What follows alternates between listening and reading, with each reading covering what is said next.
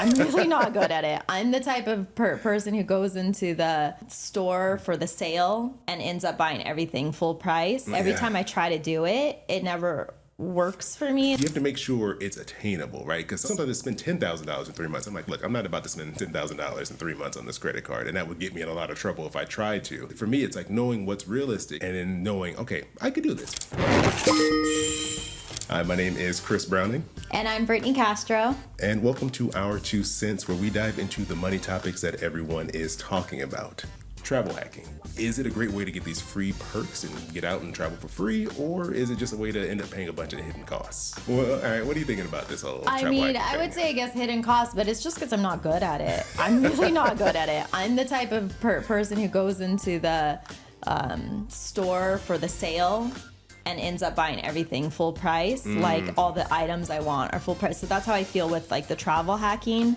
Every time I try to do it, it never works for me. And then I'm like, well, I don't want that flight. And then I don't want to stay in the hotel in those days. Or I don't know. It just doesn't. It just feels so much easier just to like book without all of those things. Maybe I can win you over, right? Because it's a little confusing at first, right? Because there's so many different credit cards that offer these sign-up bonuses, right? It could be for I have one of them. Right? Any airline, any hotel chain, some that are for branded with banks, some that aren't. Like, it's just a lot. And for me, as someone who's not super organized, I'm not like someone who's like keeping detailed records of everything. But what helped me was like I have like this one little spreadsheet, and I put, okay, I got this card on this day. I need to spend this much by this date, and then I just write it down and make sure I do it. So you actually get those bonus points, like the whatever in the first 3 months. I do, but the thing is, the key is you have to make sure it's attainable, right? Because sometimes it's spend $4,000 in 3 months. In 3 months. Sometimes it's spend $10,000 in 3 months. I'm like, look, I'm not about to spend $10,000 in 3 months on this credit card, and that would get me in a lot of trouble if I tried to.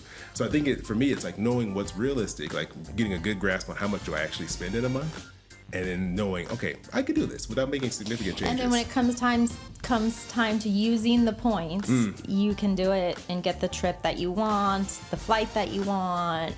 Ooh, now that is the trick, because I've tried. What is the answer? How do you do it? You got to find the cards that are more flexible. Is what I found. I probably have, I don't know, 8 cards that I've used over the years, and I've definitely found some that are like, it's a pain, because like if I want to get a flight in the US, they're like, no, you got to go through this airline from France and then this airline from the UK, and then look for flights that are actually in the US that they operate. It becomes so confusing. I got so frustrated, and I said, I will never do anything under this system again.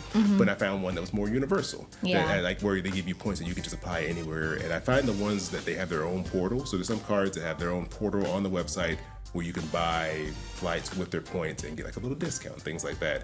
And I find those to be the simpler path to go about this versus the ones where you need. I've watched videos where you have to download a chart, and it's like, well, if you go with this airline, it goes to this destination. Yeah, there was. He's still around, the financial influencer who like does the travel hacks and the credit card points. Like, I don't got time for this. No, I don't have time. I'm not about to spend. One time I spent like 3 hours trying to do this. So in that sense, get it out of here. We don't need all that. But I think focusing on the ones that have simpler like portals where you can purchase your flights with your points there, or if there's an airline that you truly are like, look, I live in this city and this is the airline that I always end up flying on anyways, that's a little bit safer, because then you can lock yourself into that route as well. But I think you have to be very cautious, because you can get in a lot of debt trying to do this, and also you can end up paying annual fees that aren't worth it at all. So you should have a whole separate account now. You've mastered this hack.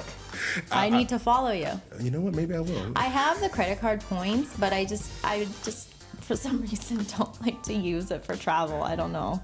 Okay, that's the other dilemma I think. I have a friend who's like this. She has a ton of points, like literally 400,000 points. Whoa. And she was like, but I my family wants to go to Florida, she said, but I want to save these for Europe. I was like, why would you spend all this money? Like, you can't use it. You can use these points for anything, but I think it's so hard, the idea of like, I need to save you're like grasping onto these points so hard because it's going to be the dream vacation when you finally use it.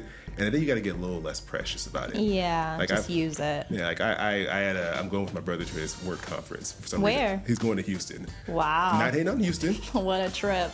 But I'm using points for that. I'm not going to pay my cash to go to do this. But I know other people are like, no, why? That's not where I want to go. But I'm like, look, for me, it's all boils down to what I'm spending. And this is allowing me to travel. Yeah, it's a free trip. Yeah, for cheap. And so I'm like, hey, I'll for do it. cheap or for free? For free. Like at most you're gonna pay I pay like a little, they have like a little hidden tax, cost. but it's like $6. Hidden cost. It's the hidden cost. But it's better than like $300, I'll say. Enjoy your trip. Well, thank you. I will. My $6 plane ticket, I will enjoy that. Hey, thanks for joining us here on Our 2 Cents. Don't forget to hit us up in the comments with your 2 cents.